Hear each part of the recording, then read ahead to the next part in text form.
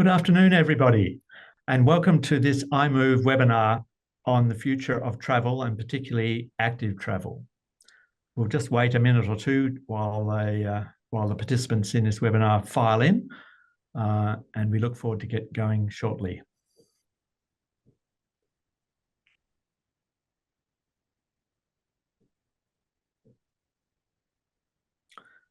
So I think that's probably close enough to time.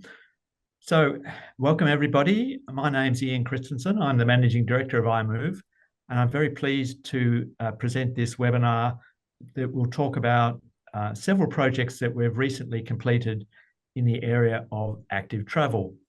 So you'll all probably realise that active transport was once the dominant mode of transport for people. But you'll also probably recognise that it's been substantially displaced in recent centuries by motorised transport. And now, in the 21st century, we're beginning to learn that excessive dependence on motorised transport brings some unintended consequences. And we all know about the pollution, the congestion, the accidents, and the poor health consequences of when people actually cease doing any sort of active travel. And on top of that, we now have concerns about the contribution of vehicle exhaust, and particularly carbon dioxide, to climate change. And this is driving a renewed interest in the contribution that active transport, particularly walking, cycling, and e-mobility, can make towards resolving people's transport needs. Raises the question of how can we make active travel more attractive to people and so encourage their participation? This is the central question behind the two projects that we are going to hear about today. So I'm going to colloquially describe those projects as if we build it, will they come? And what should we build anyway? And so to answer these questions, I'd like to introduce our presenters this afternoon. I'm going to start with Tim Selby. Tim is the Acting Director for Strategy, Planning, Integration in the Active Transport team at Transport for New South Wales. And Transport for New South Wales was the sponsor of both today's projects. And we applaud them for their diligent examination of this issue and the possible options. And I'll just introduce the other speakers first, and then I'll invite Tim to make some introductory remarks. So following Tim will be Margaret Thomas, Senior Adjunct Research Fellow at the University of Sydney. And following her will be Dr. Mike Harris, Senior Lecturer in Landscape Architecture and Urban Design at the University of New South Wales. So to commence proceedings, Tim, could I invite you to make some introductory remarks, please? Thanks, Ian. That's much appreciated. It's good to be here today. So by way of introduction, Transport for New South Wales, just like many jurisdictions around Australia and indeed the world, has a number of priority focus areas which include the provision of a safe, equitable, integrated transport network, as well as undertaking city shaping and precinct making initiatives. So within those broad overarching statements, there are a number of bit more bite-sized kind of considerations relating to active transport as a mode choice, rather than as a mode of last resort. As part of that, we have a requirement to ensure all modes work together. For example, last mile, first mile, bike parking options at transport interchanges, as well as creating vibrant places with projects actively focusing on how mode shift can be achieved by providing safe and attractive active transport options, for instance, to make it easier for kids to walk and ride to school. So it's through that lens that transport supports research, such as the two upcoming presentations. And we appreciate the need to broaden our evidence base about walking and bike riding, including a better understanding of barriers preventing people from doing just that. And indeed, it's interesting that this iMOVE webinar coincides with the 3 Off-Road seminars that are occurring this week on measures to increase active transport mode share. So a lot more focus going on there in the world. I note that the two following presentations are very different pieces of research, as indicated by Ian earlier, but both are equally valuable. The latter presentation provides an enhanced appreciation of what infrastructure works well and what doesn't in different settings, using technology to test different design features. The former tells us about how successful we've been in achieving our desired outcomes, helps us inform us of what we can do better, including providing feedback on a wider area set of network improvements and the impact on benefit realisation. We know that connected networks are more likely to encourage trips rather than networks with missing links, and I think some of this data will help us point that way. So while the research topics are different, the results articulate fairly similar messages in terms of treatments and impacts, particularly with respect to shared paths, which are often seen as a default solution in some locations, which can result in conflicting activity, especially when more people walk and ride and the facility becomes a victim of its own success. So installing the most appropriate active transport infrastructure can be the difference between a highly successful and a less successful project. But of course, it's a lot easier said than done in a lot of situations. And so with that brief introduction, I'll pass you on to Dr. Margaret Thomas and the results of the Wagga Wagga Active Travel Plan evaluation. And I hope you all enjoy presentations and find them highly informative. Thank you, Tim. Margaret, we look forward to learning about the Wagga Wagga Active Travel Network. Hi, everyone. It's a pleasure to be here and to share the project we undertook and the findings. I guess my first thing is that what Ian said in introduction, that if we build it, will they come, is very much sort of underpins the project that we undertook in Wagga Wagga, because we were evaluating if in fact that happened. And so yes, I'm just going to talk a bit about the background to this infrastructure build and how we got involved, and the partnership nature of the project, what we were trying to find out, how we went about that in terms of the research approach, what we found out, and what we concluded as a result. So I am putting my arrow down and nothing's happening. We did test this. Try your right arrow, Margaret. Nothing. Here we go. Okay, so Wagga Wagga is in Wiradjuri country on the Murrumbidgee River. Here's a map that actually shows the active travel plan that the council put together. So there's the CBD, you can see there, and you can see the interconnected nature of this planned active travel network. It's a regional city, population's about 82,000. It's quite a young city, and it's on the Murrumbidgee River, which occasionally floods. So that is a factor in the region, but that is stage 1 and 2. The council received funding from the Transport for New South Wales Cycling Infrastructure Fund of $11.4 million for stage 1. They put some over $1.5 million into it, and then stage 2 was almost $4 million to do that, and council put some more money in as well. So that's how it all. That's what the active travel plan was about. That's the infrastructure that was built. It was about 65% new pathways, mostly a hot mix, sort of asphalt, and then there was 35% of upgraded pathways. So there were a number of pathways in existence, but they weren't connected. So what we wanted to find out was, first of all, was the infrastructure completed as planned? To what extent it's being used?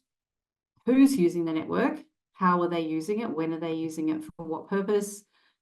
Is there change over time? Is there a relationship between network use and physical activity behaviours? Overall, has the Wagga Wagga community benefited? How have they benefited? So I guess in what I'm saying here is, unlike some other research projects that become very specific to kind of measure a particular outcome, this project was very broad. So we really wanted to get a good understanding of how the project had benefited the community. As Ian also mentioned, or Tim, I think, what are the barriers? We need to understand those, and what could we do about those in the future. And just overall, like, how does the community benefit from an infrastructure build like this? And how can the potential benefits actually be realised? So it was quite a complex design, lots and lots of data collections. We did online survey, we did manual observations, manual visual observations in 3 years, automated counters that the council had installed as the network was built. We did user intercept surveys in 2 years. We did workplace and school data collection, and we talked to the community. So it was a mixed method design, which was also time series, so lots of different data collections. And the purpose of this was really to triangulate the data sources to get a really good understanding, because with 1 or 2 data sources, often you don't really understand what's going on. So this is just a diagram of the network construction. So it was rapidly constructed, and it was rapidly constructed before we got involved. So a lot of the build happened in the very early phases of the evaluation, and at the end of the project, it was over 90% complete. So just to talk about that, the network completion. So you can see on the left what was there, I guess, before the active travel plan build commenced. And on the right is the map as at the end of 2023. The pink shows the bits that were yet to be constructed.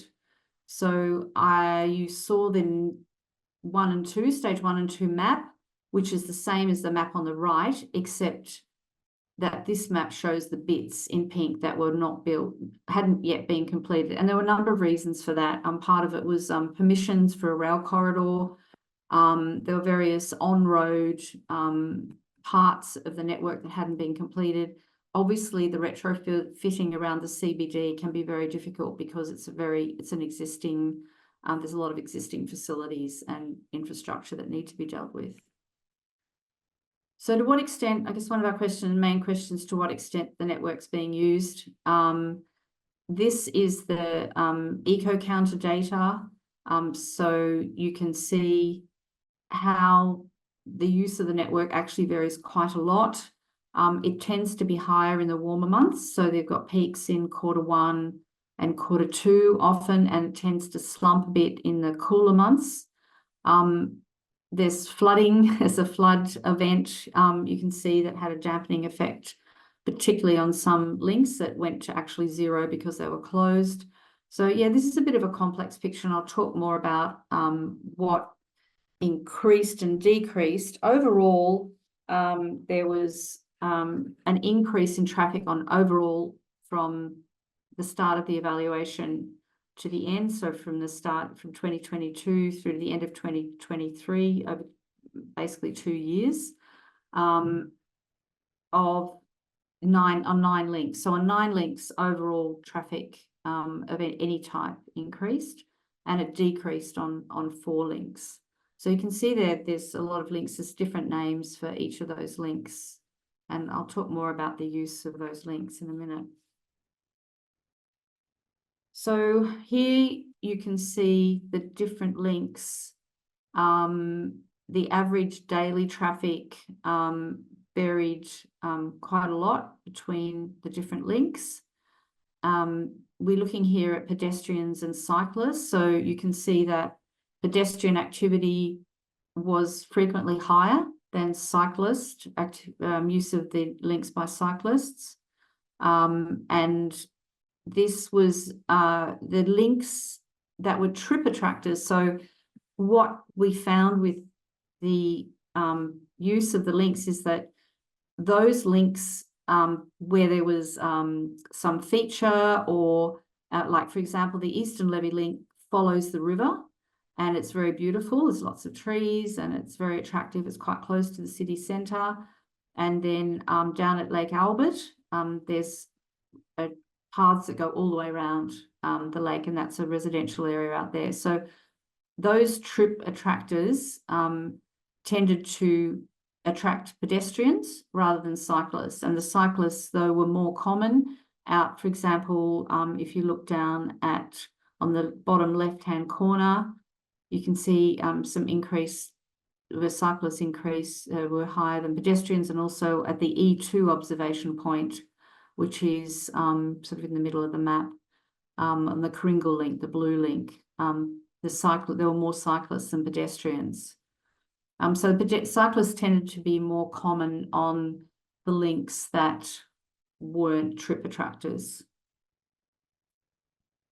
Okay, so we looked at network access. So where did people actually start their journeys and end their journeys?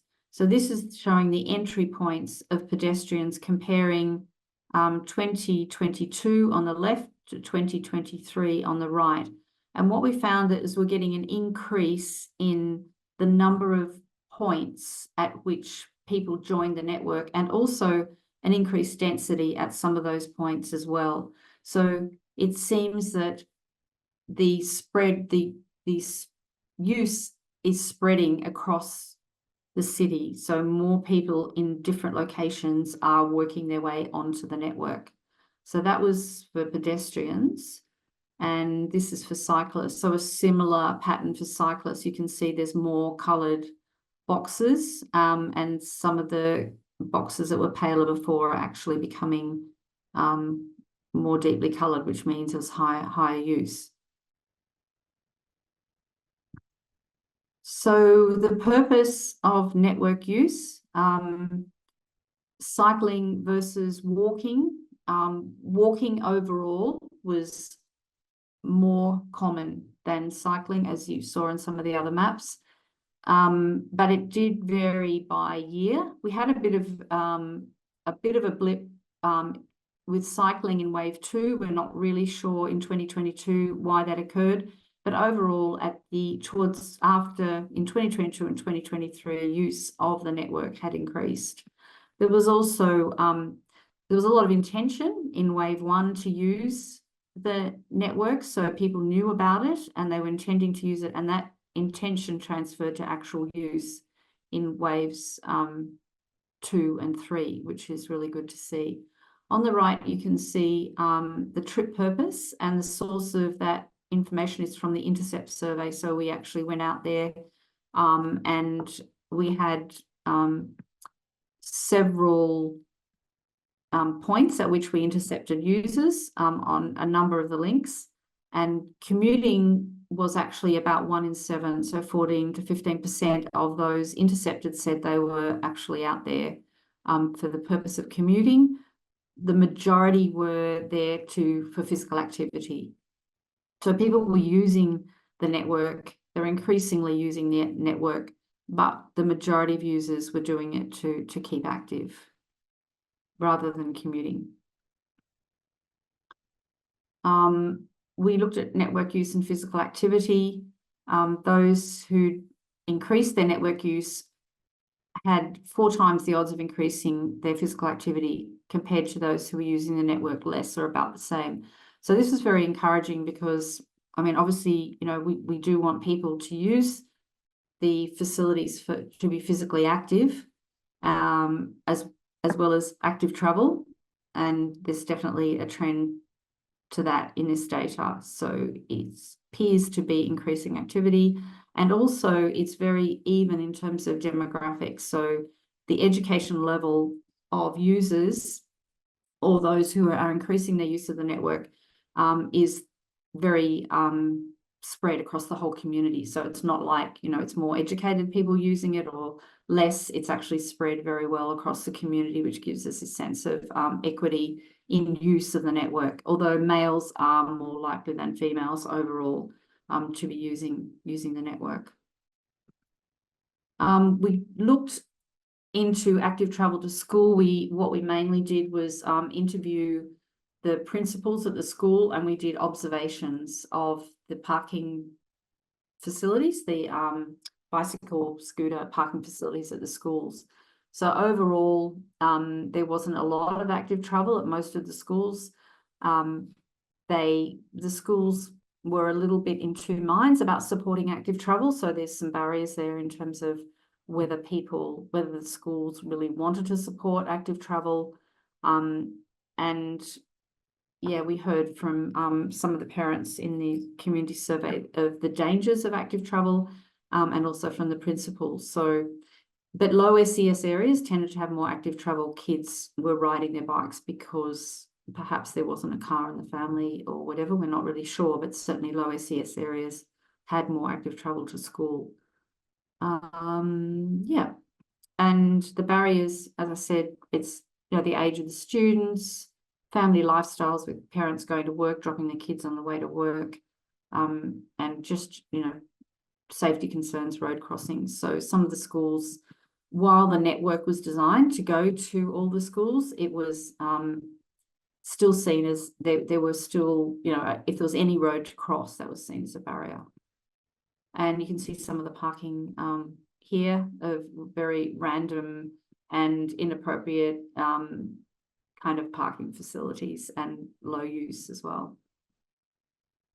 So as this is a fairly short presentation, obviously I can't give you a huge amount of information, but what we concluded is that the response from the community is overwhelmingly positive. So people are getting out there and using it. They're mainly using it to be physically active.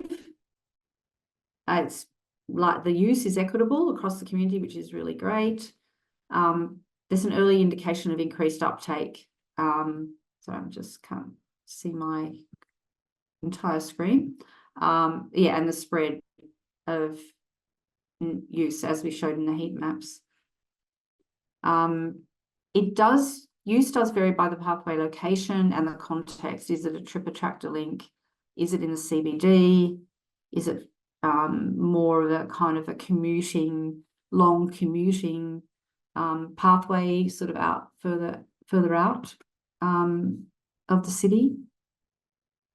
Yep, I think we've discussed all this. I'm coming back now to what Tim said, is that sometimes the facilities become a victim of its own success. And I think this is a bit of what we're seeing in Wagga, that particularly the trip attractor links are becoming very popular, particularly for walkers, and that's deterring cyclists. And overall, what we found that cycling is decreasing and pedestrian activity, walking mostly, is increasing over time.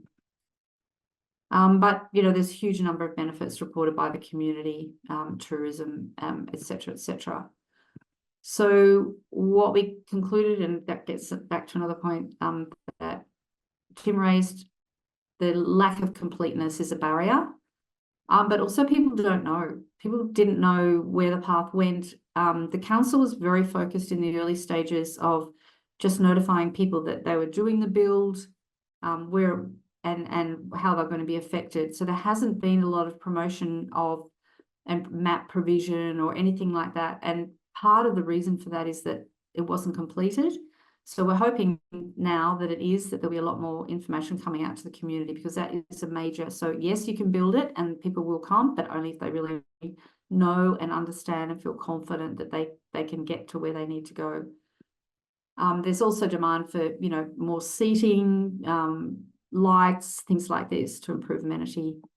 The car dependency in a regional town like Wagga is a big barrier to use. People just use their cars because they can. There's no incentive to a large extent for active travel. But there's huge potential. Everybody we spoke to thought there was amazing potential for collaboration, business collaboration, et cetera. So yeah, we just need to complete the network. There's plans for stage 3 as well, which will make it even more interconnected.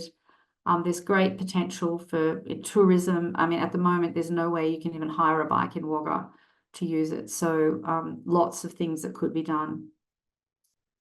And in terms of the research, it's actually very difficult to accurately estimate the use of a whole network. You can't be out there all day, every day, collecting data. So providing multiple options is good. We learned a lot about the automated counters. You just can't rely on them. they have to be calibrated, they have to be validated, and they have to be maintained. And that's something, a big learning from this research, is that you just can't stick them in the ground and just start using the data. You have to just keep going back and checking that they're doing what they said they're going to do. We found a lot of problems when we did the validation work. Manual observations are really good. You can talk to people, very useful. Intercept surveys is part of because we did them together. We observed and we intercepted at the same time, really useful. Qualitative research is great, but it's time consuming and expensive, and you've got to keep evaluating. So yeah, just getting back to the point that I think Tim raised, you've got to, who are we providing this for? Does it meet the needs of cyclists and pedestrians? You know, in which locations is it meeting their needs, in which locations not meeting their needs? Just have to keep looking at who's using it, what they're using for, and trying to meet the needs of the community. But yeah, I think need to make sure that you know how this is going to be, like, build in the promotion in the first stage. So it's not enough to build it. You do actually have to build in that promotion, and it should be done kind of pretty early on and then sort of built on as time goes on. I think that's it, hopefully. Yeah, and this is the acknowledgements to all the people involved. It's very much a partnership project, really amazing, fantastic collaboration with the Wagga Council, Transport New South Wales, our university, Murrumbidgee Local Health District, and of course iMOVE, who funded the project. Thank you. Will I stop sharing? That's wonderful, Margaret. This is Ian here. Jackie, can you turn my video back on? It seems like I've lost control of my video button. Oh, now here we go. So, Margaret, I've had the benefit of actually reading your final report, and I'd have to say it's an incredibly detailed and thorough analysis of the usage of a whole active travel network, and it's really impressive. And that's despite the challenges that you clearly had with counters and measuring and all manner of things that turn up when you're actually doing a trial out in the field. So congratulations on a really good effort, good result, and I think it's the conclusions you form are really informative to communities everywhere. While we set up for Mike's presentation, Margaret, there are some questions in the Q&A which go to things that only you know the answers. So I'm wondering if during the next presentation we might like to reflect on, provide some answers, and for everybody else, we will have a Q&A session at the end of this webinar where you can ask even more questions, and we'll get our panelists to respond. Okay. So thank you, Margaret. Thank you again. And let's transition to Dr. Mike Harris, who's going to reflect on what sort of infrastructure actually makes a difference to attracting people into cycleways. So, Mike. Thank you, Ian. Could I just confirm everyone can see the screen there? It's looking good to me, but you might want to move into presentation. Excellent, great. Okay, thanks, Ian, and thanks, Margaret, for the presentation. I've kind of been hearing about the project in Wagga for a while, so it's great to get the presentation on how it all went. Look, I'll also just quickly start by acknowledging a couple of colleagues, Julius and Lee, who are deeply involved in the project. They did a lot of work. I'm not sure if they're here today, but yeah, just thanks to them for all their work over a couple of years. And of course, our sponsors, iMOVE and partners, sponsors and partners, iMOVE and Transport, who have been really just great, supportive, encouraging partners on the project through the period, through a few ups and downs. And we also had 2 council partners in Penrith and Wollongong, which we used for some of the streets that we were looking at as bases. So look, I'll give a quick background of the project and the context before moving to the design implications, streetscape design implications, because that's really what the project was ultimately about. There are a few parts, a couple of years, but it culminated in virtual reality simulation of different streetscape interventions. And the way that was really framed and focused was looking at a cohort that, a lot of you might be aware of, called the interested but concerned. So we know that this is like a really big portion of the community, and that the really, if we can enable or provide the things that they need, then we're expected to see a better uptake of bike riding. And we've known for some time that, it's really mostly around fear of or safety concerns, really around riding on urban streets. So we've known this for a while locally. City of Sydney has been doing research on this for 15 odd or longer years now, but also at the state level, and also that it's just very common globally in countries, but similar to Australia in terms of the historical integration of the bicycle as a form of transport, like the US and the UK, or countries within the UK. It's also important, I think, to acknowledge that this framing, it has a history, and it actually comes from the US, from a person called Roger Geller, who kind of hypothesized it. And since then, it's been verified. So it's a really interesting, powerful way that seems to kind of cross geographies. This idea of understanding the population in this way. And there's this really common that there's this big portion of the population that are saying, we'd love to ride bikes more often, but we're just not, because we just don't feel safe enough.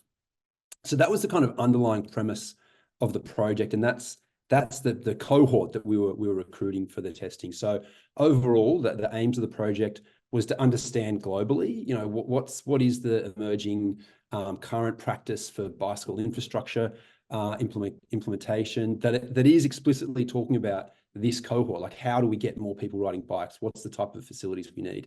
And compare that with the relatively recent, 2020 now, it's a few years, the Cycleway Design Toolbox, which is a really excellent document that came out a few years ago, to test, certain facility types that are deemed appropriate for this cohort and measure their responses.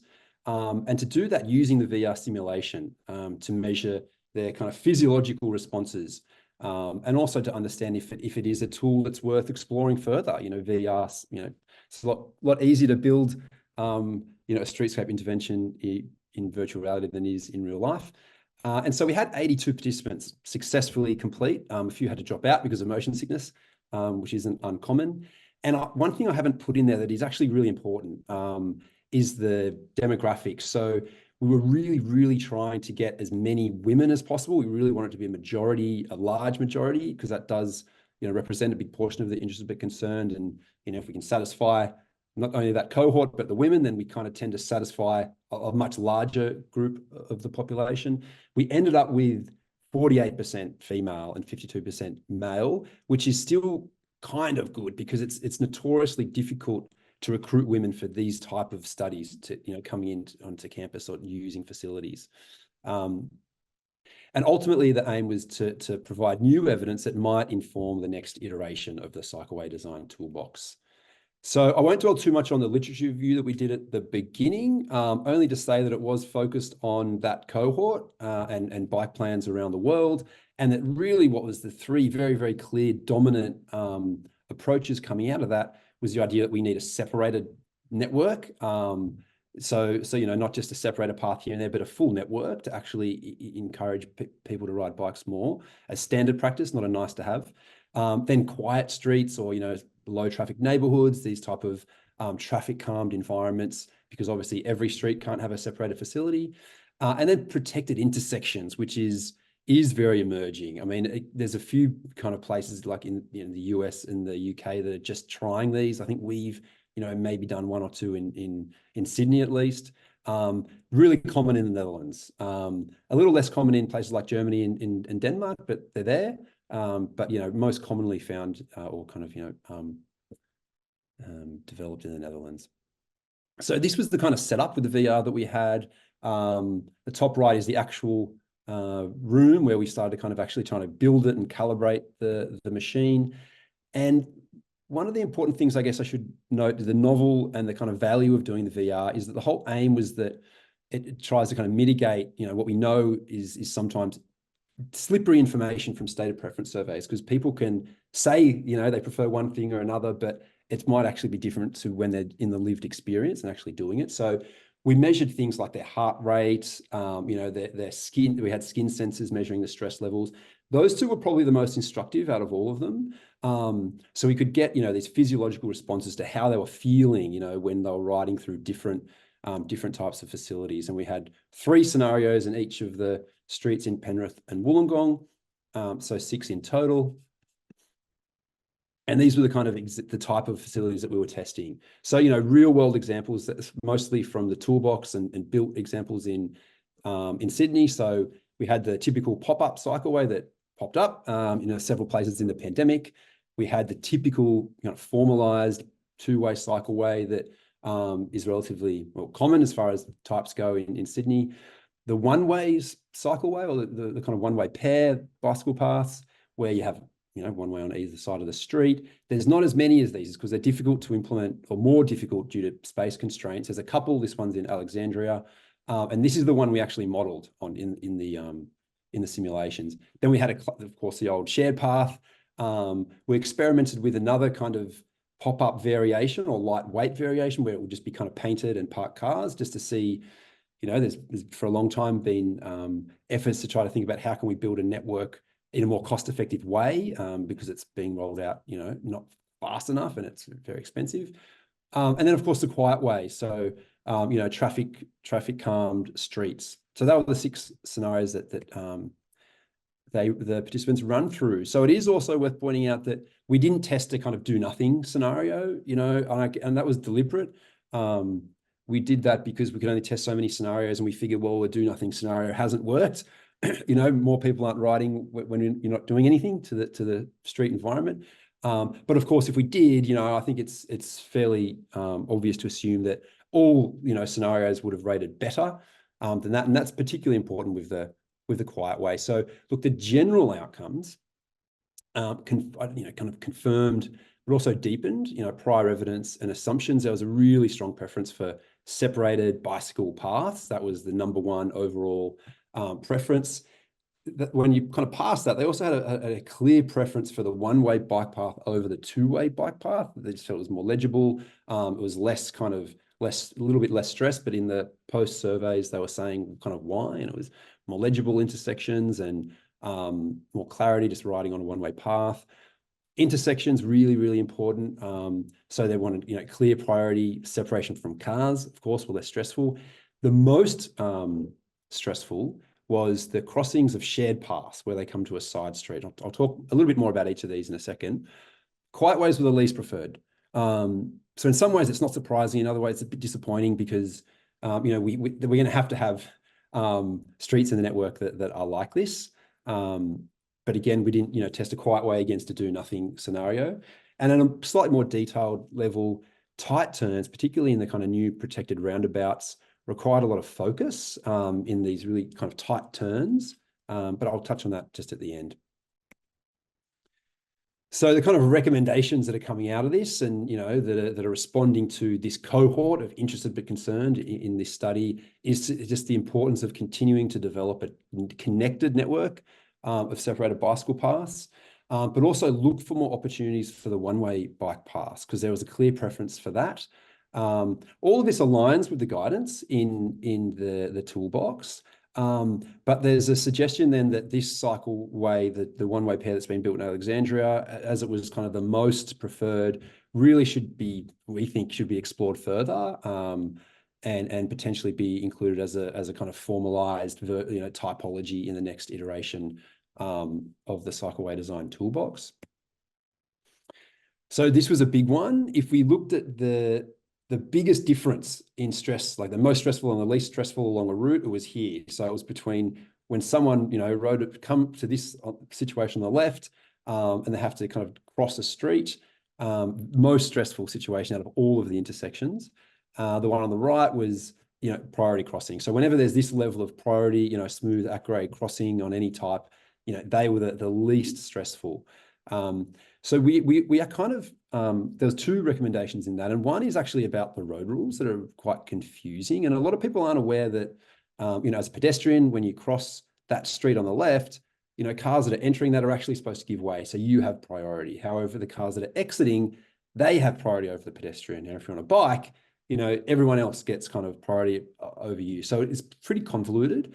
And we made the point that Queensland had actually a few years ago changed their road rules to address this. So they had it more like this, and they acknowledged that there was safety implications on that. So they've changed the road rules to say that, well, whether you're a pedestrian or a bike rider, you have priority when you cross the side street from cars coming in or out of the in or out of the side street. And also that's very common in many other countries, particularly across Europe. That's just kind of standard. But, you know, whether we have that road rule or not, priority crossings address that issue as a built intervention. So quiet ways, this was a tricky one because they were the least preferred, and it was significant. So, you know, and despite, you know, there was several traffic calming techniques were included, but they just it wasn't perceived or felt to be kind of safe enough to seem to be attractive to them to ride bikes. Even parked cars was really concerning for them, you know, because when we asked afterwards, it was, you know, this idea that, you know, all cars might pull out or perform parking movements, and they were worried about that.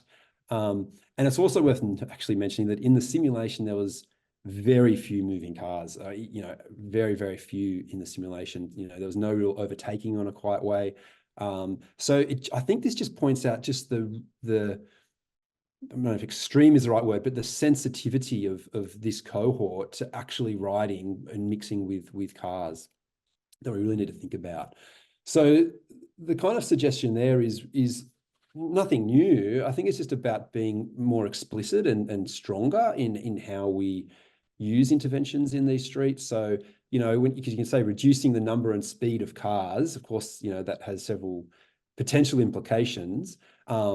We've suggested things like modal filters are probably one of the most effective things you can do on a street that you know want to be a quiet way, because it basically means that people driving that street live there. You know, there's no through traffic. But then we talked about, you know, we use the word reallocation of road space for particularly improved sight lines at intersections. But, you know, we didn't explicitly use the P word because it's very, you know, very sensitive, but ultimately we do, I think, need to think about how we use street space within streets that are going to be designated as quiet ways, because clearly just the presence of cars is, you know, the single most, you know, condition that is deterring people from riding bikes, even on these kind of low traffic streets. And, you know, this is an example, you know, it's a bit high end. I know it's a European example. It'd be great to have more from Australia, but you can see that basically they've really set back the parking from the intersection. So you get very, very clear sight lines, tree planting in line with car parking, benches, you know, around the trees, like pretty simple techniques. We might have more lower planting, you know, typically than, you know, a big kind of area of bicycle parking perhaps, but on a principle level, you know, these are the things that are really important. And the last one I think I just wanted to touch on that was interesting was that when we looked at responses through intersections, particularly these type of kind of protected or signalized intersections, the comfort ranking seemed to go down depending on the level of deviation that was required in the intersection. So signalized intersections where people riding bikes just go straight through, you know, they stop at lights, they go straight through, were the kind of most comfortable actually. And when you get to protected roundabouts, and we kind of modeled this one and the one in the diagrammed in the toolbox, it's essentially you're making 4 right, you know, 90-degree turns to travel straight. I mean, cars go virtually straight over the speed hump. It's quite flat in this example. And they were actually building this at the time. It's right near our university. So it was interesting because I was riding along it at the same time, and you do feel the deviations are pretty severe. And if there's 2 bikes kind of coming in the same direction, it can be quite awkward. That's a challenge. It's a detail. I don't think that's going to, you know, stop people from potentially riding bikes, but these are the type of responses that we were getting from this cohort. So the suggestion is there to explore gentler bends, you know, and it goes to that thing about making the path for people riding bikes as easier and comfortable, and, you know, not kind of cumbersome to use. So just conscious of time, I think we've got 15 minutes left in the session. So that's it in a nutshell. And yeah, interested to talk more about any of the findings or process. Thank you.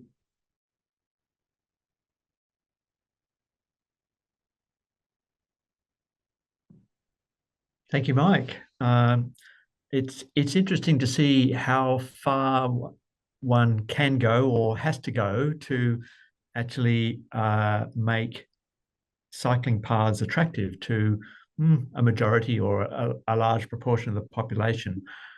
And it sort of leads me to the sort of quite sort of anxious observation that, wow, this is going to require a lot of road space and probably a lot of dollars. So I'm wondering if first, Mike, if you'd like to respond to that, and then do I dare ask Tim to also reflect on how he thinks he can get the best bang from his budget buck when it comes to doing stuff about cycleways. So, and then we'll go to the questions in the Q&A. So, well, Mike, yes, I mean, Tim will know about this, and so if anyone's in the audience from the city of Sydney, it's been kind of the eternal challenge is how do you implement a more cost-effective separated cycleway? And interesting though, the pop-ups that were built in the pandemic were almost identical to the first proposal by the city of Sydney in their 2007 bike plan. It was supposed to be very, very, very lightweight and much more cost-effective to roll out, but subsequently it was found that the projects that had more kind of streetscape upgrades and were clearly kind of bolted down and clearer were just more popular and more accepted by the community. And there's probably a range of other reasons for that. But you're right; it's a real challenge that probably hasn't been solved just yet. Yeah, Tim, no, would you like to reflect? I'd absolutely agree with that. It's a multi-million-dollar, billion-dollar question really across the whole state. And different situations will require different kind of techniques or different facilities. We accept and understand that, noting that we are trying to roll out and develop a strategic cycleway corridor network that needs to have high quality infrastructure associated with it, because what we know that is that network is only as good as its weakest point. And if people can't get from A to B because they perceive of a safety issue at a particular location, then they may not make that journey. So yeah, look, it's certainly not an easy question to answer, and we are seeking as much funding as we can to roll out as much cycleway as we possibly can. The only other point I'll just really quickly add, I'd probably be remiss not to say, is that in terms of transport projects, it's actually cheap. I mean, it's cheaper than any other form of transport besides walking. And the return on investment, we've known for so long, it's so much higher than any other form of transport. So there is a real strong, like it sounds expensive, there is a really strong case though for that investment to go through. Yeah, and as part of that, when you're building major projects, to ensure that you've got the right walking and cycling infrastructure associated with it, because when you're building major things, then that additional cost of providing a cycleway or footpath is minimal compared to going back and retrofitting.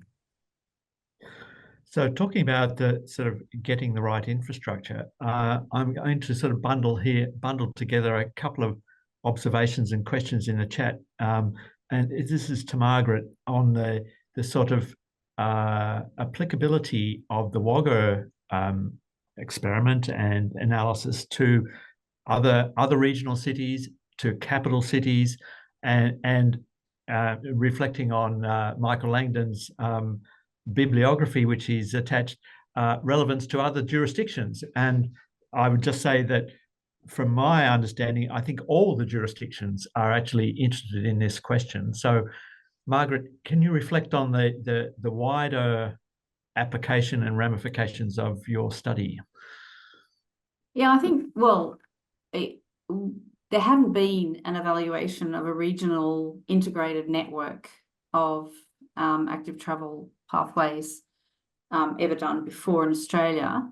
I mean, obviously lots of things overseas, but it's actually surprising that there hasn't been sort of well, maybe it is surprising to me as an evaluator, but it's not perhaps surprising that there hasn't been comprehensive evaluations of any kind of extensive build, pathway build anywhere really in Australia. So, I mean, I guess what we were hoping to do is to get the kind of information that would be useful to other similar regional cities and towns in Australia, because there are a lot of them. There's a lot of cities of around that size, or between, say, I don't know, 30 and 100,000 or 40 and 100,000, something like that, all over Australia. So I think what we've learned is that if you can engage the community will respond positively. But there are, I mean, as you know, it was a shared pathway, and certainly the popularity of the pathways for walking was acting as a disincentive for cyclists. So the cyclists were using the pathways for commuting that weren't so popular with pedestrians. So it is something, as you said, you know, is it better to start from scratch and build something that cyclists can use without worrying about the dogs and the pedestrians, and that pedestrians can use without worrying about the cyclists flying by? Because I think that is going to be an ongoing issue, particularly if it's successful and if people use it, that is going to become a problem. So yeah, definitely a big question to consider. So as a cyclist myself, I appreciate this conflict issue. You either got conflict with pedestrians on a shared pathway, or conflict with cars on a shared roadway. I wonder, do you see the same level of conflict and the same conclusions in cities? I mean, I know you studied a regional city, not Sydney, but do you know from... Well, I know a lot of the work in Sydney has been done on dedicated cycleways. So there's been a lot of infrastructure builds for dedicated cycleways. So it's just literally providing the facilities that cyclists need. And that, I think, lends itself to a more active travel, active commuting, kind of an increase in active commuting. Whereas what they're trying to do in Wagga is provide a facility that appeals more broadly to the whole population, that it meets more than one need. So I think in cities you can be more specific and say, you know, we want to take people off the road in this area, we're going to build a cycleway, and it's just a cycleway. But they're trying to meet the needs. I guess in a regional town, you're trying to meet kind of perhaps more needs than one. And, you know, the car dependency is a really big issue. I mean, people just expect to, and everybody said this to us over and over again, people in Wagga just expect to drive up to the local shops and park right out front. And so maybe some of the things that Mike's talking about is that actually you need to think about challenging the car dependency by creating barriers, I guess, to that, making it more difficult. I mean, and the other thing is parking's free. While we were doing this project, the hospital built a 900 car park, which is free to use. So, I mean, are people going to cycle to the hospital? No. To work? No, of course not. I wonder, Tim, does Transport for New South Wales kind of have a view on the relative merits of shared pathways versus dedicated cycleways and dedicated pathways? Look, the Cycleway Design Toolbox has guidance with regards to the use of both, and the shared use of path is recommended where there are low levels of usage out there. So you're trying to maximise things, as Margaret was saying, but also echoing Fiona's commentary in the question and answer about the need for safe network and separation, particularly where you've got those high levels. And in particularly when you have relatively high speed cyclists as well. Yeah, thanks, Tim. So I'm going to jump to a question that's just been asked at the bottom of the list, which is sort of going to the point of, has the investment over the last decade in cycleways, for example,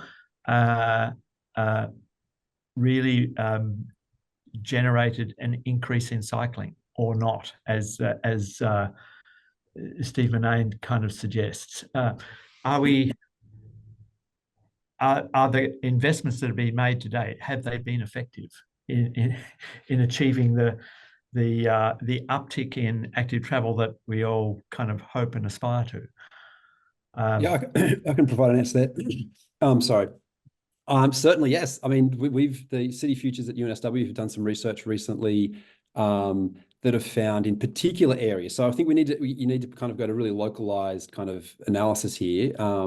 So in places like Green Square in the city of Sydney, the exact numbers might escape me, but it's around 15% of people ride to work. In a neighboring kind of the Erskineville area, it's up to 19%. I mean, that's incredible. I mean, I'm in Munich right now, and it's 20% for the city. That's incredible. You know, if it's localized, but if that can kind of expand, you know, it's a massive success. That's thanks to, you know, probably having the highest concentrated of separated cycleways, you know, leading into the kind of single biggest employment kind of center in the state. So, and also there's a density thing to that, but it definitely is having an effect where you get that network. At a broader level, it's really hard because the city of Sydney is a relatively small area. I mean, globally, city governments are far bigger. Unfortunately, we have a much smaller area. And once you get outside of that, and the city have been aware of this for some time, it's much, much, much slower. It's much more difficult. Politically, you know, to be blunt, to build some of these facilities, and it drops off, you know, the further you go. So, and that's going to that question, you know, if you look at the state level, and the research that was done by Transport was also 10 years ago. So, you know, that, you know, maybe it's time for a refresh of that, to see if it's a similar patterns, and if we can actually have it in more kind of granular localized areas in Sydney. That's super. Thanks, mate. We're coming close to the end of time, so I'm going to ask our three panelists to nominate the one thing that you recommend we do to increase active travel in Australia, in your area. Starting with Margaret. Build and promote. Build and promote. Yeah. Thank you, Margaret. Mike? Yeah, look, I'd say, especially coming out of this study, it's more separated facilities, but to enable that, there needs to be more funding. The funding is, you know, on a percentage level with state funding very, very small. You know, looking at 0.2% something. So you know, we need more funding and then to, you know, get these facilities built at a broader scale. So Tim, that puts you in the sort of Sorry, Tim, between a rock and a hard place, I think. Yeah, look, build and promote. We've obviously got to be conscious of funds that we've got in order to get the best bang for our buck. But doing both is crucial to actually keep getting an increase in number of people walking and cycling, which we've got a strategy that endeavours to do that.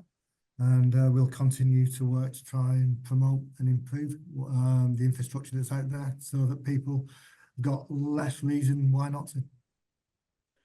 Tim, do you report in any way the progress that is being made in New South Wales in building active travel participation? We do in different ways, yes. And looking in terms of participation, we help fund the National Walking and Cycling Participation Survey, and we also keep a record or idea of what's going on in terms of both spend and kilometres built. So I look at and reflect on Get New South Wales active, and this year we funded $60 million for local government across to construct, design, plan walking and cycling infrastructure, including 10 million towards active travel to school. So that, I mean, that's big money compared to a lot of other states, because we don't necessarily. Sorry to cut you off, Mike, but we're just about to run out of time. So before we go, I'd like to thank all of our panelists and our audience participation for their engagement in this really interesting subject. It's going to become more and more important, and I look forward to seeing you, Tim, seeing your numbers go up and up. So that's great. Thank you, everybody, for joining us on this really interesting journey. And we will make the presentations available on the iMOVE website in the coming days. And I think we'll endeavour to answer all the unanswered questions as well. Thank you very much, and we look forward to your participation in the next webinar. Cheers then. Thank you.